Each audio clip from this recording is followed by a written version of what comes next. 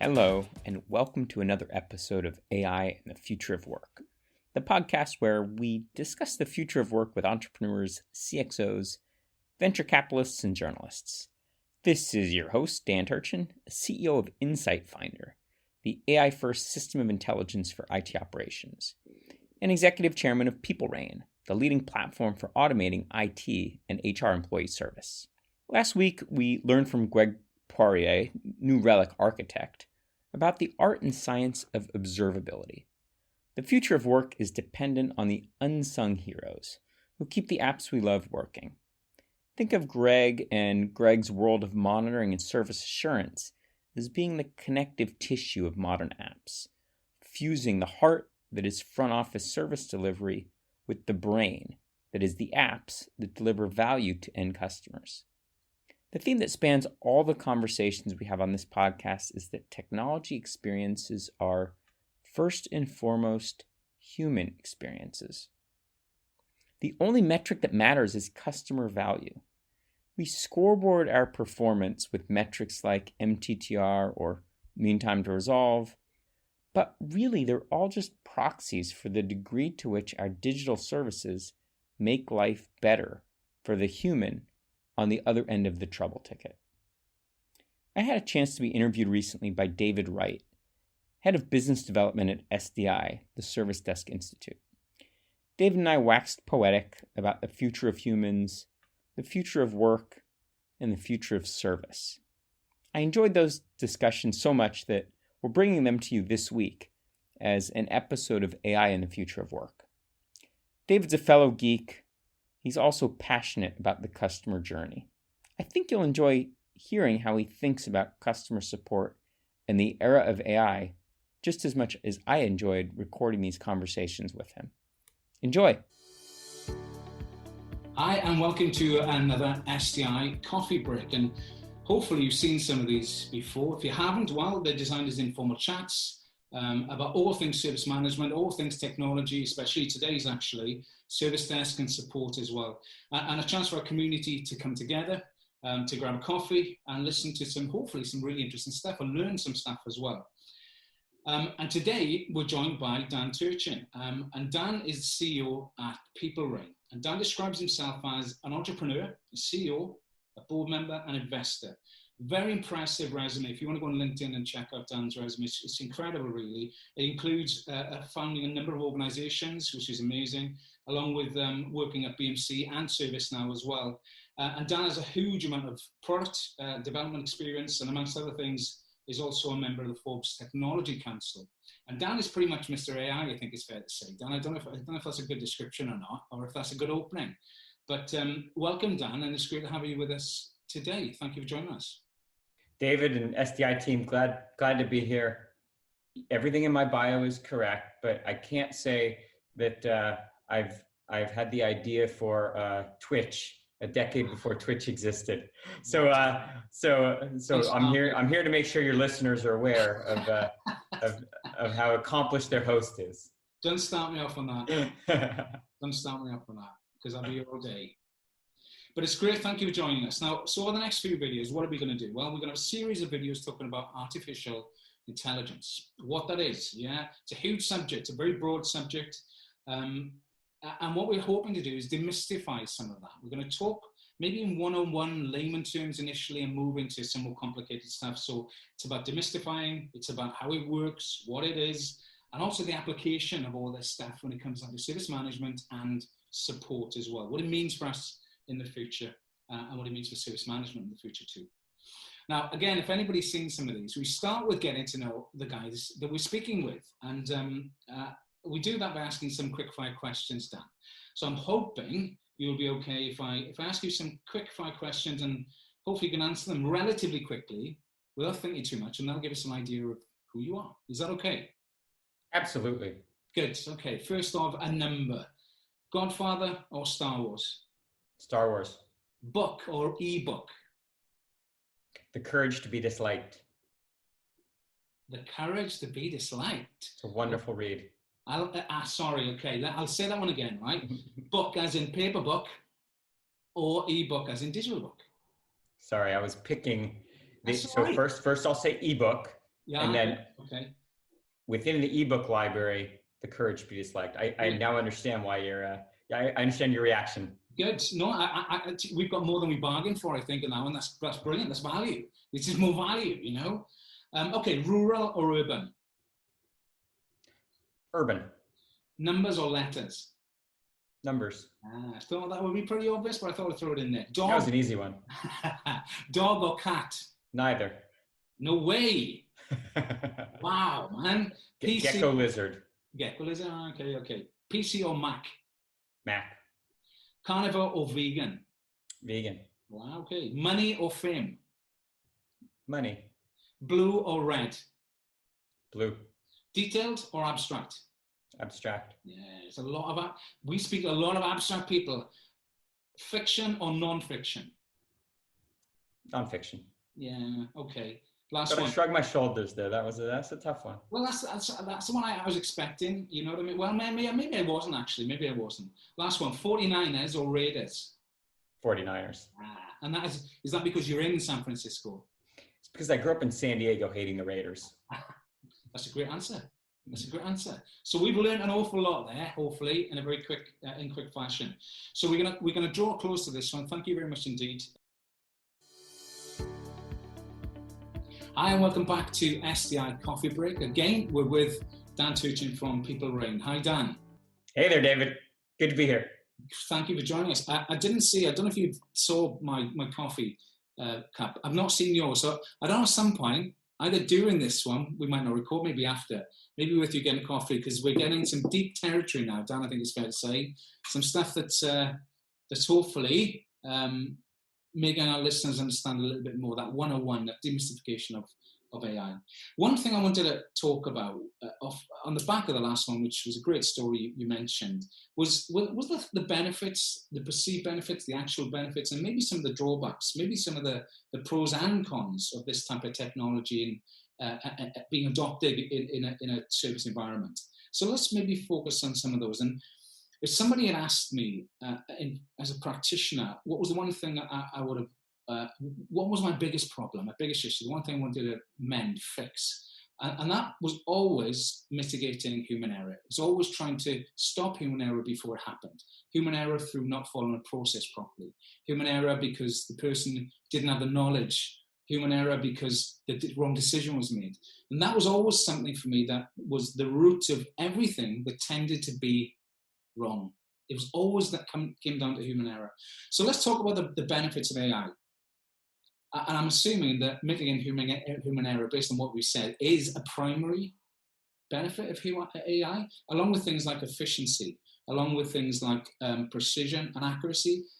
Are they things that we get from it? Are machines better at that than us? I'll go through a couple examples that I think are the best way to answer your question. I'll try to focus it on things that are probably relevant to your audience. So one common use case, it's not so much mitigating the risk of human error, it's improving the customer experience. Mm-hmm. So as a service provider, if I can say, automate the 50 to 60% of the requests that historically were dependent on a live agent in a call center, then I do two things. One, I reduce the downtime for that employee. And let's take kind of the canonical example is the password reset. Yeah. Maybe, I need a guest on the Wi-Fi network. I need to update my profile in the payroll system. Right? These are the things that gum up the inbox. And the unfortunate thing is that during the time when the live agent, your most expensive, most valuable resource, is resetting passwords, think about what they're not doing, right? And so on the front end, it's delivering a better experience. It's a zero downtime experience for common requests. And AI is great at doing that. It can identify the pattern, things that happen frequently. And oftentimes it's ironically, a much more human-like, a much better experience to have your password assisted or the reset of your password assisted by a virtual agent. Now, on the other side, what we're always trying to do with AI-driven automation is make humans the best versions of themselves. And again, that sounds ironic because we're using artificial intelligence, or what I refer to as augmented intelligence, essentially to make humans better. And an example of that is any question that's not a good fit for the virtual agent, you want to make sure the virtual agent is trained to, quote, know what it doesn't know, and do a seamless handoff to a live agent, where the live agent is then assisted by AI in navigating through the issues. So you think about one use case, making sure that the task gets routed to the most appropriate agent based on their skill level, or based on their work queue, or based on their language capabilities. And then a second use case is, once that task gets assigned to the right resource, instead of, say, languishing in a queue, maybe for hours, it's like what I shared about my friend Yvonne. It's now helping the agent to, reduce the uncertainty, the guesswork, the stuff that can lead to,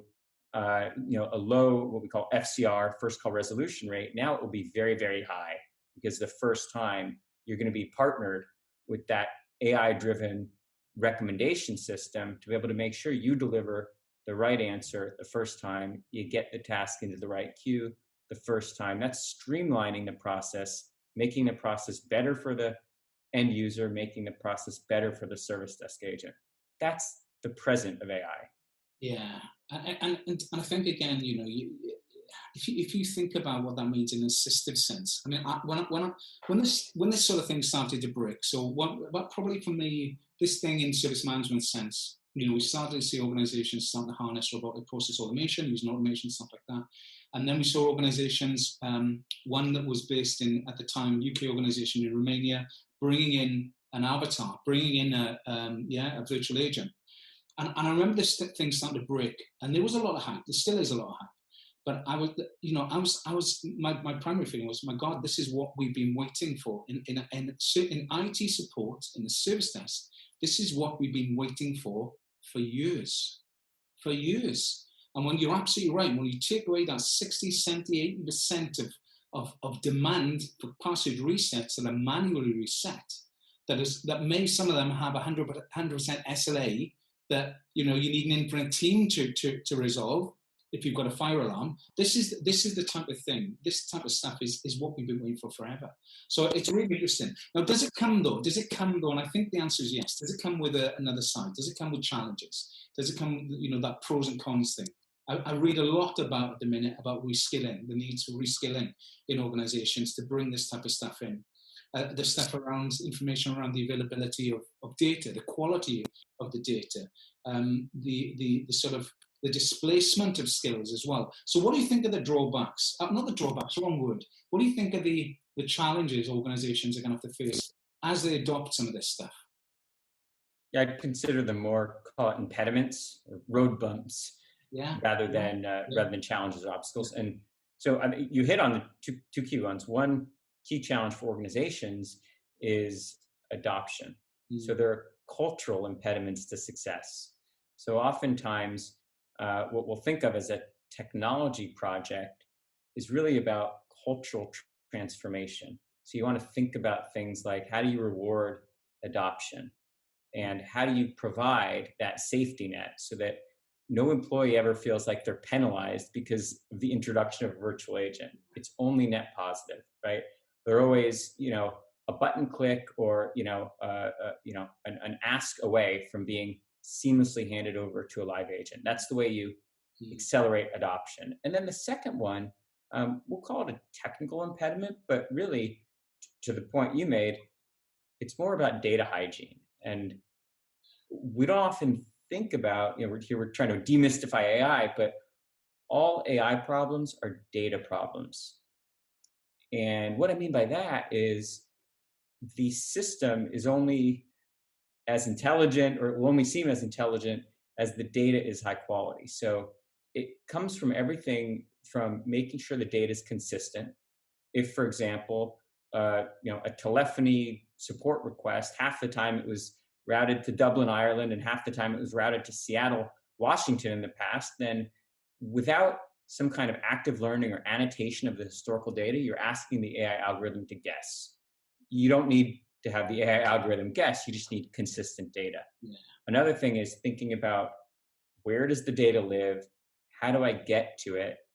An important concept that I want to make sure we bring up, and even in these short clips that we're doing, is recognizing if there's inherent bias in the data. That was my next question. Yeah. That was my next question, because there's a lot of talk about that. If anything, it keeps coming back for me when I've seen stuff. Is to that is almost the frailty of the people who are making the AI rather than the AI itself. Does that make sense? So yeah, let's do that bias thing. Let's get that out of the way. Critical concept, and I'll give you an example of how subtle biased data can lead to biased decision making. This is scratching below the surface of the kind of gender bias or race-based bias that you read about in the headlines. Yeah. At PeopleRain, we automate the resolution of service requests, and it turned out that we had trained an AI algorithm, a model, on some data that was likely to assign a certain kind of request in a certain region to a very large, a global service provider. And in so doing, route these requests around regional providers with the same skill set. So PeopleRain was very unintentionally training the model that when this particular kind of task was performed by large co, it was working, because either large co or small co could fulfill the task. But because the data said it should be routed to large co, because small co wasn't represented in the data set, we were unintentionally training a model to bias this particular task against the local, potentially, minority-owned, maybe female-owned businesses.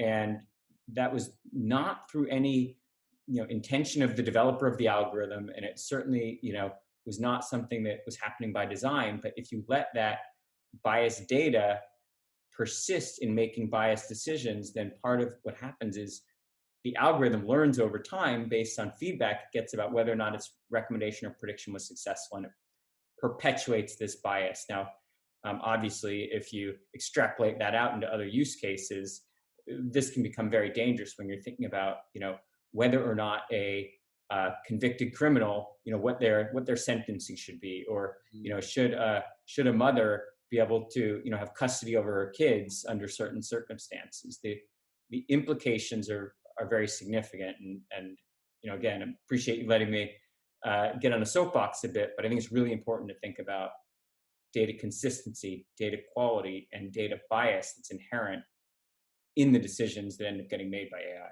Yeah.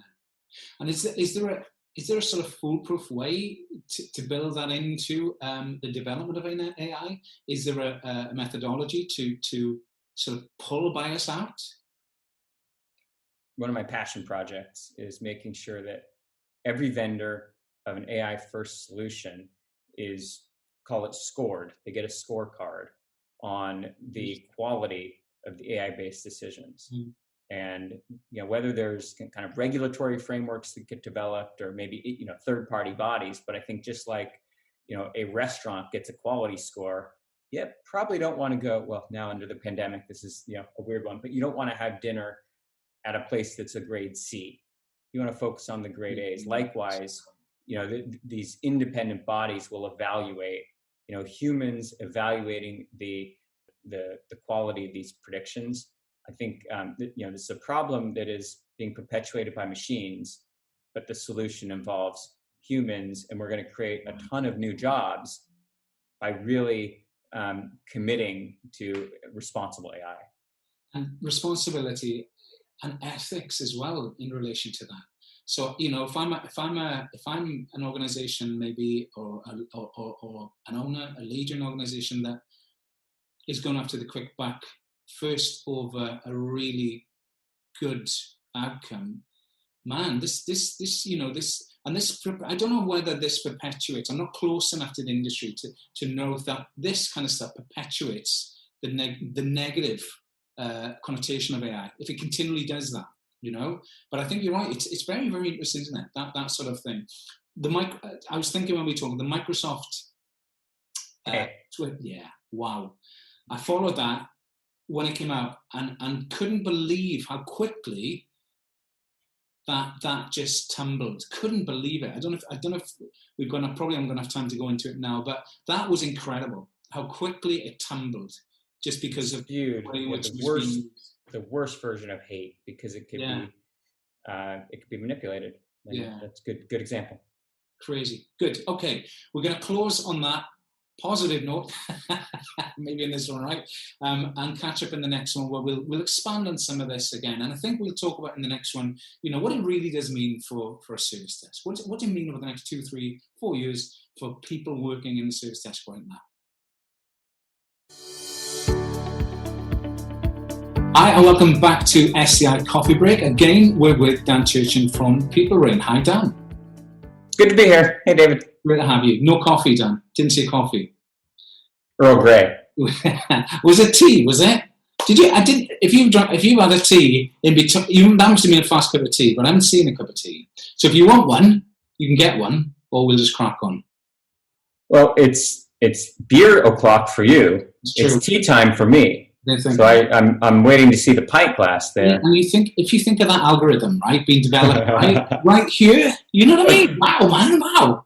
That's good. Anyway, good. So let's maybe we'll probably finish on this round of vlogs maybe here. And I think you mentioned when we talked.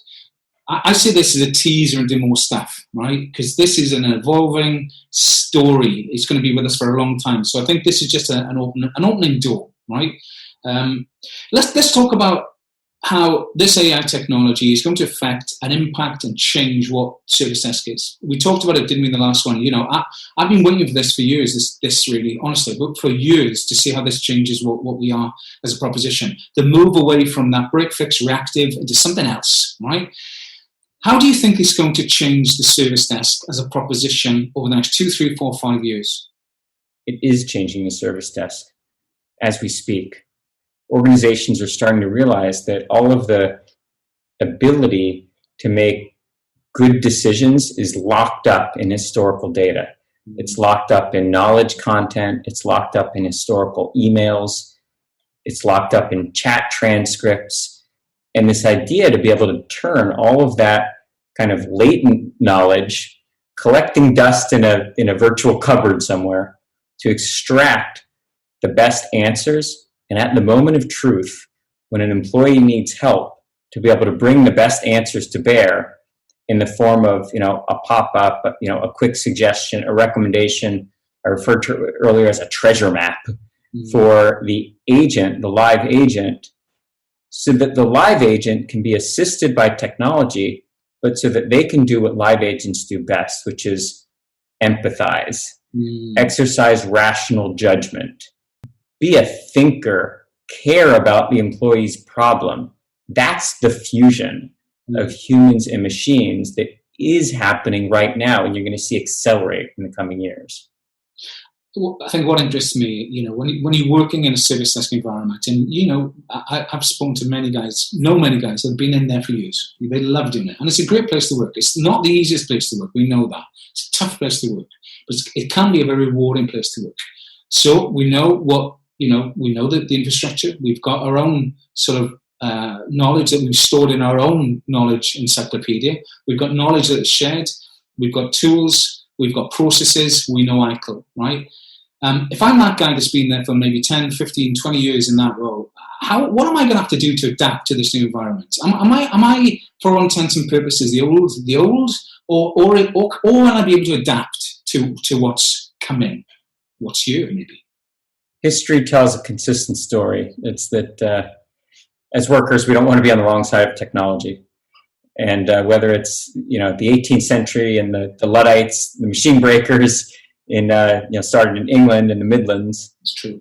Or, call it when mass production happened, the rise of factories and the automobile industry, or when desktop computing started to replace the client server pattern, or when cloud disrupted on-prem, or mobile disrupted, traditional PCs. These are all cataclysmic technology shifts. And certainly any employee who felt like that's not for me, that's technology that I'm scared of, quickly learned that it's not the side of history you want to be on. And so similarly, I'd say the most progressive, most successful organizations and service desk agents are the ones that are embracing kind of, call it, the fourth industrial revolution.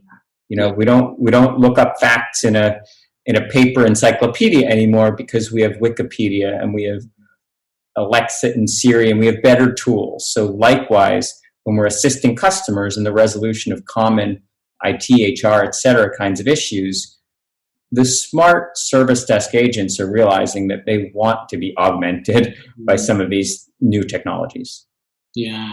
I think for some, it'll probably be quite that relinquishing some of that control around their knowledge. It's going to be tough. I've seen that without this technology. So it's going to be interesting. And certainly, if you look at SDI specifically, we're sort of there to try and make that happen more effectively and that transition easier as well. This is why we're doing this type of stuff then, right? It's interesting as well. When I was looking at this before to do some presentation, I just looked at some jobs that had gone. You mentioned the last century and stuff. Looked at some of the jobs that had disappeared. And it's amazing how technology's changed jobs. Now, jobs have changed and people have reskilled. There was something in the UK called a knocker-upper, right? And the knocker-upper used to work as somebody who woke people up to go to the mills. They would tap on the windows to wake people up to go to work. And what happened? They invented the alarm clock. And there's a whole host of these jobs that have changed. The move away from, as you said, into the combustion engine, Model T Ford, the move from skills from a farrier, somebody who looked after horses, reshoed, into the skills from a mechanic. And I think that these things are transferable. The reskilling program, and I'm big on the responsibility, not of organizations, of governments. It's a global responsibility, reskilling. I'm really big on that agenda. And organizations like us as well, to make sure that there is absolutely clear definition of what skills are required and what you need to be part of that. I do a lot of research, a lot of digging into what some people term softer skills. And when you think of soft skills, you think of empathy, you think of, politeness, and it is, but it isn't as well, when you think of creativity, the amount of room that this technology can help when people are thinking about problem-solving skills, creativity, but relationship management. And I really see that as seismic shift away from the last industrial revolution, the industrialized sort of factory and the control and the governance of what you are, what you do, and how we will judge you on what you do, to something else, So I cannot wait for this to become that pervasive thing you mentioned earlier. Can't wait. Dan, I think we're going to close on that one, if that's okay. Is there anything that you want to bring up maybe that we haven't covered off in these sessions? I don't know, something amazing. What do you do? What are you doing in People Ring right now? What are you doing with some of the stuff you're doing? How is that? How is everything changing the next generation of service? So we're committed to making sure that we're a good steward of some of the things that we've been talking about today. We practice responsible AI. We want to see every organization benefit from AI. We really want to see every employee and every service desk agent be benefited by the augmentation of their intelligence. We do feel strongly that now and into the future, what can be predicted is best left to machines. But anything that requires intuition or judgment is and always will be better left to humans. So we're incredibly optimistic about the path forward for technology because we think it's going to make us all the best versions of humans that we can be. That's really the philosophy behind People Reign. Technology is great, but people do and always will reign like the reign of a queen. Yeah. And I think that is superb. I think the stewardship stuff, since we've met and talked, man, we talk a very similar language, right? And although I'm recording, I'm going to send you a blog I wrote about some of that in relation to stewardship and customer service, right? And I'd like your feedback as well.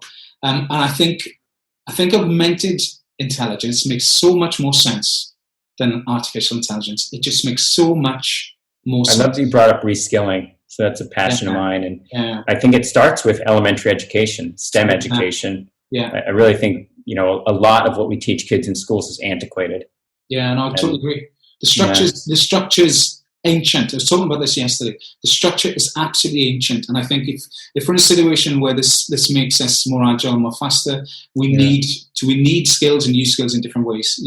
But it's been great. Thank you, Dan. Really appreciate it. This is great. I really enjoyed it. You did a good job of keeping it interesting. It wasn't, I want to make sure it wasn't an advertisement and it wasn't just something, you can read from a data sheet. I think we started the discussion about the things that people really should be considering. Yeah, I agree. And I think there's more to come as well.